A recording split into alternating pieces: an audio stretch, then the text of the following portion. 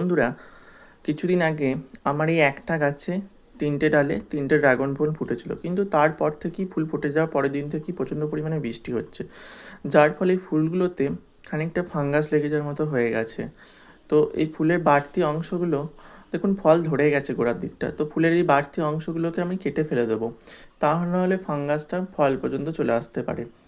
তো কেটে আমি ফেলে দিচ্ছি, হাতে করেই দেওয়া যাচ্ছে, কারণ ফুলটা বৃষ্টিতে ভিজে প্রচণ্ড নরম হয়ে গেছে। তা না হলে কাঁচি দিয়ে অথবা ঘুরিয়ে দিলেই পড়ে যেত। আবার এই ফুলটা আপনি ফেলেও দিতে পারেন, আবার নাও ফেলতে পারেন। কেন নাও ফেলতে পারেন? কারণ ফেলে না দিয়ে সেটা কি করা যেতে পারে না, সেটা টবের গোড়াতে দিলে ড্রাগন গাছেরই সার হিসেবে ব্যবহৃত হবে। দেখুন, আমি ড্রাগন গাছের গোড়াতেই দিয়ে দিলাম দুটো ফুল, আর একটা ফুল ফেলে দিলাম। তো এইভাবে ড্রাগন গাছের পরিচর্যা পোস্ট করতে থাকবো। তো আপনারা পাশে থাকুন, লাইক শেয়ার কমেন্ট করে, পারলে সাবস্ক্রাইব করবেন।